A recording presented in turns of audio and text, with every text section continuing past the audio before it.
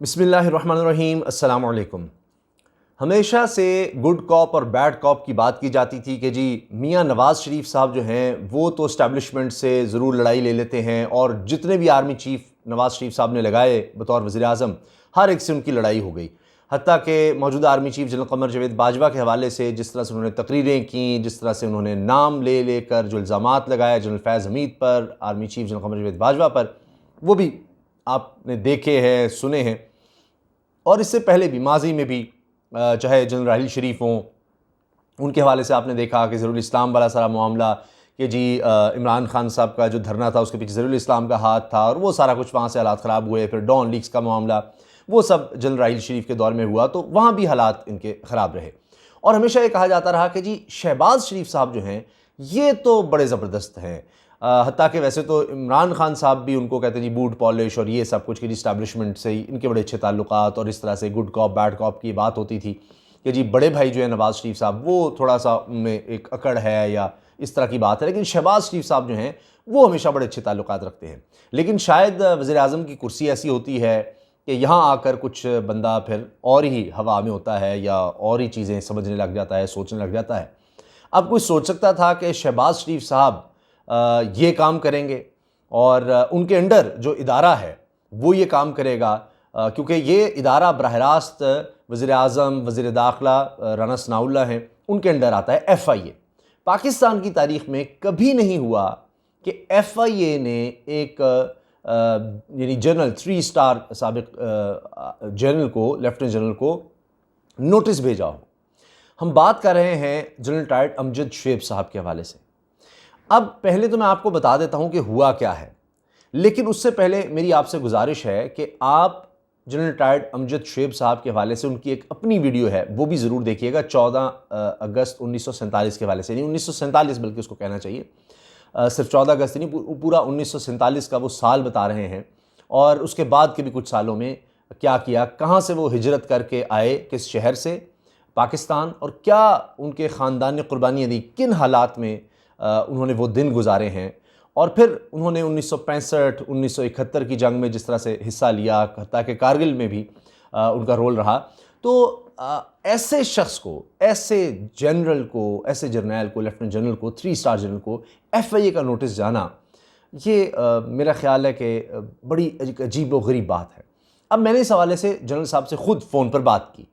اور ان سے بھی اس حوالے سے بات کی ہے، وہ بھی میں آپ کو بتاؤں گا انہوں نے کیا کہا ہے۔ پہلے ہم ایف آئی کے نوٹس پہ بات کر لیتے ہیں۔ ایف آئی اے نے نوٹس جو بھیجا ہے اس میں یہ کہا ہے کہ جی لیفٹیننٹ جنرل امجد شعیب صاحب نے ایک ویڈیو بنائی، اچھا یوٹیوب پر یہ ویڈیو ہے، اور انہوں نے، اچھا جنرل صاحب نے مجھے یہ ویڈیو بھی بھیجی ہے۔ اب جنرل صاحب اس ویڈیو میں کیا کہہ رہے ہیں، ایف آئی اے کے بقول کے نوٹس گیا کہ جی اس میں انہوں نے غلط بیانی، جھوٹ بولا ہے کہ جی وہاں پر جب شہباز شریف صاحب نے بطور وزیر اعظم دورہ کیا قطر کا، دوحہ کا، تو وہاں پر ان کے جہاز کے ساتھ آ کر ایک اسرائیلی جہاز لگا، اور اس میں اسرائیلی لوگ بیٹھے ہوئے تھے، اور وہاں پر کوئی ملاقات وغیرہ ہوئی ہے، یہ بات، اور جناب یہ غلط ہے، لہٰذا جناب اس کا آپ آ کر جواب دیں۔ اب ایف آئی اے کے بقول ایک طرف ان کو ایک نوٹس جا چکا ہے، اور پھر دی نیوز میں خبر چھپی ہے کہ جی دوسرا نوٹس بھی ان کو چلا گیا ہے، یا بھیجنے کی تیاری ہو رہی ہے، یہ کہا جائے۔ یہ ہے ایف آئی اے کی سائٹ، ایف آئی اے کا موقف اور جو خبر چھپی ہے۔ اب جو امجد شعیب صاحب سے میری بات ہوئی ہے وہ سن لیجئے، اور اگر آپ یہ ویڈیو دیکھیں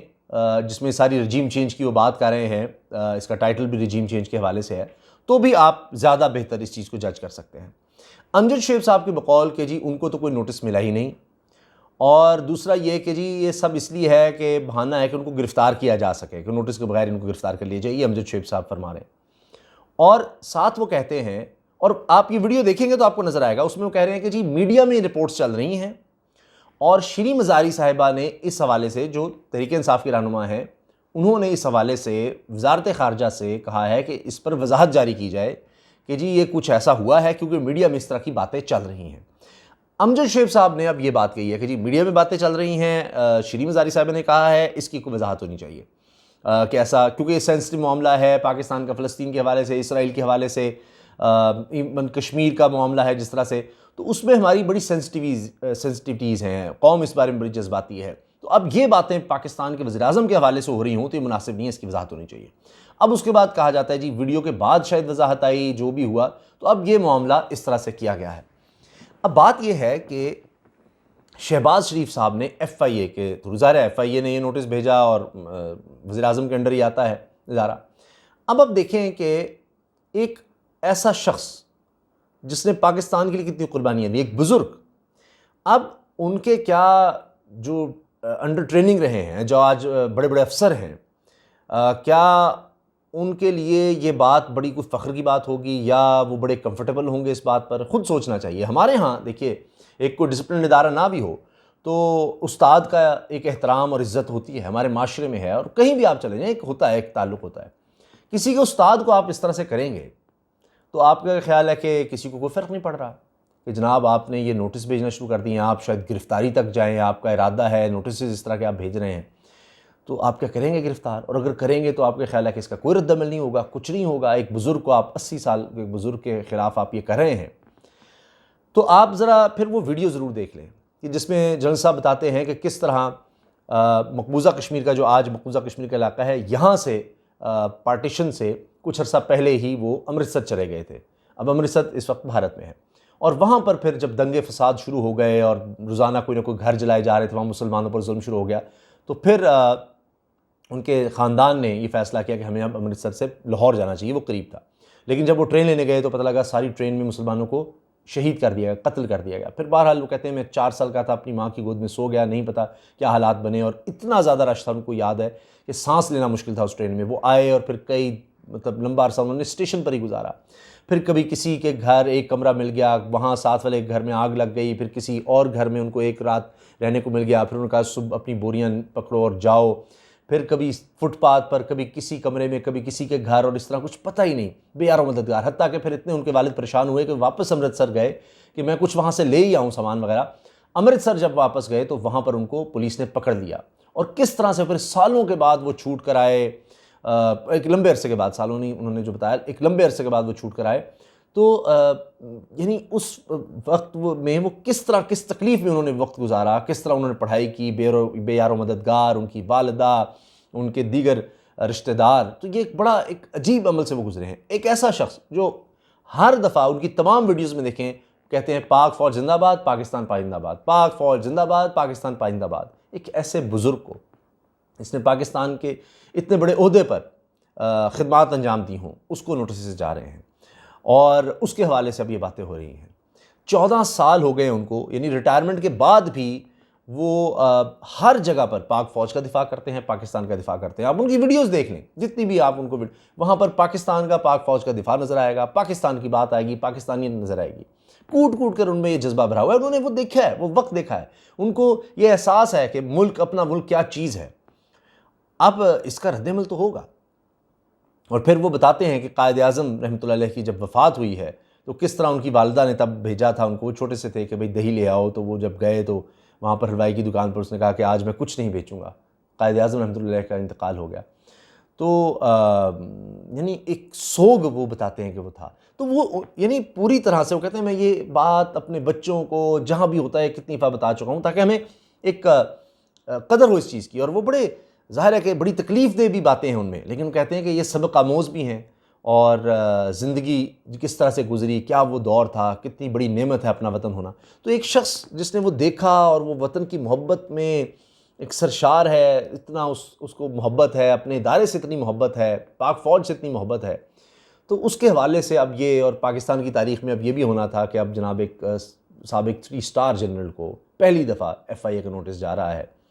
تو میں کیا کہہ سکتا ہوں، بس شرمندگی ہے، افسوس ہے، اور پتہ نہیں اب اس ملک میں اور کیا کیا ابھی ہوگا، کیسے کیسے بزرگوں کے ساتھ، کتنے بڑے لوگوں کے ساتھ ابھی کیا کچھ ہونا ہے۔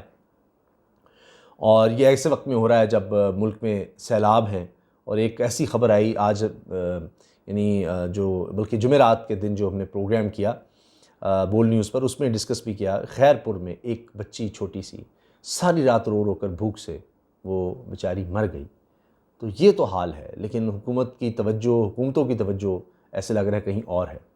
تو یہ بڑا دکھ ہوتا ہے، بڑا افسوس ہوتا ہے اس بات پر۔ تو اب دیکھتے ہیں کہ اس معاملے میں آگے کیا ہوتا ہے، یہ نوٹسز کا سلسلہ کب تک جاری رہتا ہے، اور پھر امجد شعیب صاحب کی طرف سے اس پر کیا ہوتا ہے۔ لیکن ظاہر ہے کہ یہ کسی کے لیے بھی یہ کچھ اچھا نہیں ہے. اور جب خود میری ان سے بات ہوئی ہے اور انہوں نے اس پر وضاحت دی ہے کہ جی یہ تو سب میڈیا میں تھا، میں نے اس کا ذکر کیا ہے، اور ایف آئی میں کہا جی الزام امجد شعیب صاحب نے لگایا ہے. وہ یہ کہہ رہے ہیں کہ جی میڈیا میں اس طرح کی بات ہوئی، شری مزاری صاحب نے کیا، تو میں نے اس کے حوالے سے کہا کہ جی اس کی کوئی چیز، اس پر کوئی واضح طور پر کوئی موقف سامنے آنا چاہیے. تو یہ جناب سارا معاملہ ہے. آپ کمنٹ سیکشن میں اپنی رائے کا اظہار ضرور کیجیے گا. ویڈیو اچھی لگی تو لائک کرنا مت بھولیے گا، بیل آئیکن پر کلک بھی کریں تاکہ ہر ویڈیو کے بارے میں آپ کو بر وقت پتہ چل سکے. اور اسامہ غازی یوٹیوب چینل کو ضرور سبسکرائب کریں، اس سے ہمیں سپورٹ ملے گی. اور ہمارے فیس بک پیج کو بھی ضرور فالو کیجیے. اللہ حافظ. پاکستان زندہ باد.